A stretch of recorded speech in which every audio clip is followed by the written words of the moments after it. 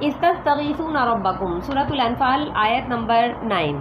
استستغیثون ربکم فاستجاب لکم انی ممدکم بألف من الملائکۃ مردفین. استستغیثون، جبکہ تم فریاد کر رہے تھے، ربکم اپنے رب سے، فاستجاب لکم تو اللہ نے قبول کی تمہاری فریاد کو، انی ممدکم اور یہ وعدہ دیا کہ بے شک میں تمہاری مدد کروں گا، بألف من الملائکۃ 1000 فرشتوں سے، مردفین جو کہ پے در پہ آئیں گے. تستغیثون استغاثہ، استغاثہ کا مطلب ہوتا ہے مدد طلب کرنا، اس میں جو سین طلبیہ ہوتا ہے اس کا مطلب ہوتا ہے طلب کرنا. تو استغاثہ طلب کرنا یعنی کہ اللہ سے مدد طلب کرنا. اللہ ہی فرماتے ہیں اس وقت کو یاد کرو کہ جب تم ہم سے استغاثہ طلب کر رہے تھے، اپنے رب سے استغاثہ طلب کر رہے تھے، مدد طلب کر رہے تھے، تو اللہ تعالیٰ نے تمہارا استغاثہ قبول کیا. اللہ نے تمہاری دعاؤں کو قبول کیا اور فرمایا کہ انی ممدکم، میں تمہاری مدد بھی کروں گا. اور مدد کیسے کروں گا؟ بألف من الملائکۃ مردفین، پے در پہ فرشتے بھیجوں گا اور فرشتوں کے ساتھ تمہاری مدد کی جائے گی. تو ہوا کچھ اس طرح کہ جب نبی صلی اللہ علیہ وسلم نے میدان کے اندر مسلمانوں کی قلیل تعداد پہ نظر ڈالی تو مسلمانوں کی تعداد آپ کو بہت چند نظر آئی، یعنی مسلمانوں کی تعداد 300 سے کچھ اوپر تھی، 313 کہا جاتے ہیں. اور جب کافروں کی طرف آپ نے نظر دوڑائی تو کافروں کی تعداد مسلمانوں سے 3 گنا زیادہ، یعنی 1000 سے کچھ اوپر تھی. تو یہ دیکھ کر نبی صلی اللہ علیہ وسلم نے اپنی چادر اٹھائی اور آپ صلی اللہ علیہ وسلم گریہ ازاری میں مشغول ہو گئے، اور ایک خیمے کے اندر جو آپ صلی اللہ علیہ وسلم کے لیے بنایا گیا تھا اس میں گئے، اور آپ صلی اللہ علیہ وسلم نے اپنی چادر اپنے کندھوں پر ڈالی ہوئی تھی اور اپنی ازار سمیت آپ صلی اللہ علیہ وسلم اپنے خیمے کے اندر جا کر گریہ ازاری میں مشغول ہوئے اور اللہ سے گڑ گڑا کر دعا کرنے لگے اور کہنے لگے کہ اللہ تو اپنا وعدہ مجھ پر پورا فرما، جو تو نے مجھ سے وعدہ فرمایا ہے اور وہ وعدہ مجھ پر پورا فرما. اور اے اللہ یہ مٹھی بھر مسلمان جماعت کی مدد فرما، اگر یہ مٹھی بھر مسلمان آج ہلاک ہو گئے تو اللہ پھر اس زمین پر تجھے سجدہ کرنے والا کوئی ایک بھی باقی نہیں رہے گا. اور آپ صلی اللہ علیہ وسلم اسی دعا کو بار بار دہراتے رہتے اور اللہ سے یہ فرماتے رہتے کہ اللہ اپنے وعدے کو پورا فرما. اور آپ صلی اللہ علیہ وسلم آوازاری میں مشغول تھے. حضرت ابو بکر رضی اللہ عنہ آئے، دیکھا کہ آپ صلی اللہ علیہ وسلم گڑ گڑا کر اللہ سے دعا کرتے ہیں اور آپ کی چادر بھی آپ کے کندھوں سے گر جاتی ہے. تو ابو بکر رضی اللہ عنہ آپ کی چادر کو آپ کے کندھوں پر دوبارہ ڈالتے ہوئے فرماتے ہیں اللہ کے رسول بس کیجئے، آپ کا اتنا سوال کرنا کافی ہے، آپ کا رب آپ کی دعا کو ضرور قبول کرے گا اور آپ کی مدد کرے گا. تو اس وقت اللہ تعالیٰ نے یہ آیت نازل فرمائی کہ استستغیثون ربکم فاستجاب لکم. اے نبی آپ اس وقت کو یاد کیجئے کہ جب آپ گڑ گڑا کر استغاثہ مانگ رہے تھے تو فاستجاب لکم، تمہارے رب نے تمہاری اس دعا کو قبول کیا. اور نہ صرف قبول کیا بلکہ آپ سے یہ وعدہ کیا کہ آپ کو ظاہری اسباب کے ساتھ مدد دی جائے گی. اور ظاہری اسباب کیا کہ وہ فرشتوں کے ذریعے سے مدد دی جائے گی. اور فرشتے بھی ایسے نہیں کہ 1 آ گیا 2 آ گئے 4 آ گئے. اللہ فرماتے ہیں کہ بألف من الملائکۃ 1000 فرشتے ہوں گے، مردفین جو ایک دوسرے کے پیچھے آئیں گے.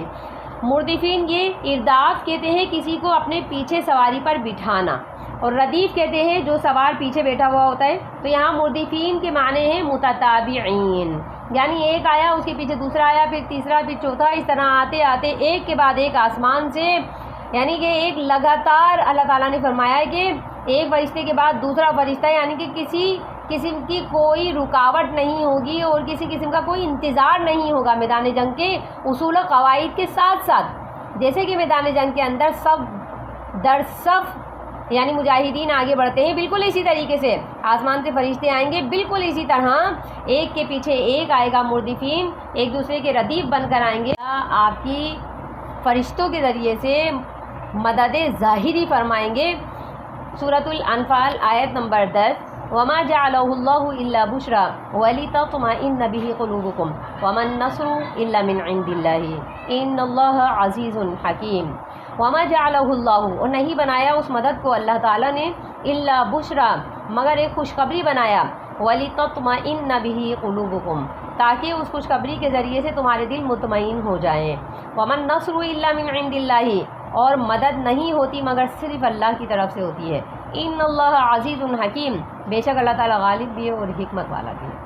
وما جعلہ اللہ الا بشرا، اللہ ہی فرماتے ہیں کہ یہ جو امداد ظاہری تھی، یہ جو فرشتوں کا آسمان سے اتر کر جنگی مجاہدین کی طرح سے پے در پہ آنا اور لڑنا تھا، اللہ نے فرمایا یہ سب کچھ جو ہم نے آپ کو مہیا کیا ہے نبی صلی اللہ علیہ وسلم، الا بشرا، یہ صرف مسلمانوں کے لیے ایک خوشخبری تھی تاکہ مسلمانوں کو خوشی حاصل ہو جائے۔ جب مجاہد کا دل خوش ہوتا ہے اور اس کی روح مطمئن ہوتی ہے، ذہن مطمئن ہوتا ہے، تبھی وہ میدان جنگ کے اندر قدم جما کر لڑ سکتا ہے۔ تو فرمایا ہے کہ یہ جو دلوں کی بیزاری تھی اور جو غیر اطمینانی تھی، تو مسلمانوں کے دلوں کو تقویت دینے کے لیے ان کو ایک خوشخبری دی، اور خوشخبری اس دعا کے یعنی کہ قبولیت کی وجہ سے اللہ تعالیٰ نے نبی صلی اللہ علیہ وسلم پر وحی نازل فرما کر یہ کہا کہ اے نبی، ہم آپ کی مدد ظاہری اسباب کے ذریعے فرشتوں کے ذات کریں گے۔ تو آپ تمام مجاہدین کو بتا دیں کہ اللہ کی مدد ظاہری طور پر آئے گی، اور جب یہ مدد کا وعدہ دیا گیا تو یہ ایک خوشخبری تھی میدان جنگ کے اندر ہر صحابی کے لیے، ہر مجاہد کے لیے، کہ وہ اکیلے نہیں ہیں بلکہ روحانی طاقت کے ساتھ وہ میدان جنگ میں اتریں گے۔ تو الا بشرا، اللہ نے فرمایا کہ یہ تو ایک خوشخبری تھی، وَلِتَطْمَئِنَّ بِهِ قُلُوبُكُمْ، یہ خوشخبری کیوں دی؟ تاکہ دلوں کو اطمینان ہو جائے۔ مجاہد کا دل مطمئن ہوتا ہے تبھی وہ قدم جما کر لڑ سکتا ہے۔ تو اللہ تعالیٰ نے فرمایا کہ وَمَن نَّصْرُ إِلَّا مِنْ عِنْدِ اللَّهِ، مدد تو صرف اللہ کی طرف سے ہوتی ہے۔ یہاں اللہ تعالیٰ مسلمانوں کو، یہ تو ایک واقعے سے متعلق یعنی آیات ہیں جو کہ اس وقت نازل فرمائی اللہ تعالیٰ نے، لیکن اس کا جو حکم ہے وہ عام ہے تمام مسلمانوں کے لیے، یعنی کہ نزول کے اعتبار سے یہ خاص ہے لیکن عمل کے اعتبار سے، حکم کے اعتبار سے یہ عام ہے۔ اللہ فرماتے ہیں کہ مدد تمام مسلمانوں کو جان لینا چاہیے کہ الا من عند اللہ، یہ صرف اللہ کی طرف سے ہوتی ہے۔ مدد کبھی بھی غیر اللہ کی طرف سے نہیں ہوتی۔ اگر ایک مسلمان کا یہ عقیدہ ہوگا تو یقینی طور پر اسے اللہ کی طرف سے مدد ضرور ملے گی۔ اللہ ہی فرماتے ہیں کہ جب میدان جنگ میں مسلمانوں کی مدد اللہ تعالیٰ نے فرشتوں کے ذریعے سے فرمائی تو اس بات کا یقین کر لیجئے کہ وَمَن نَّصْرُ إِلَّا مِنْ عِنْدِ اللَّهِ، مدد صرف اللہ ہی کی طرف سے ہوتی ہے۔ ان اللہ عزیز حکیم، اللہ تعالیٰ غالب بھی ہے اور حکمت والا ہے۔ اللہ تعالیٰ کی یہ دو صفات یہاں پر بیان کرنے کا کیا مقصد ہے؟ جنگ کے اندر دو چیزیں مطلوب ہوتی ہیں، ایک غلبہ اور دوسرا حکمت و دانائی۔ اگر ایک مجاہد حکیم نہیں ہو اور دانا نہیں ہو اور ایک سپہ سالار اس کو جنگ کے اصول و قواعد اور ضوابط نہیں آتے ہوں تو وہ کبھی بھی جنگ جیت نہیں سکتا۔ اس کا دانا ہونا، اس کا حکیم ہونا انتہائی طور پر ضروری ہے۔ اور دوسرا، اگر وہ حکمت اور دانائی اس کے پاس ہے، اس کے پاس زور بازو کی طاقت بھی ہے، تو اس کے ساتھ ساتھ اس کو غلبہ بھی ضروری چاہیے۔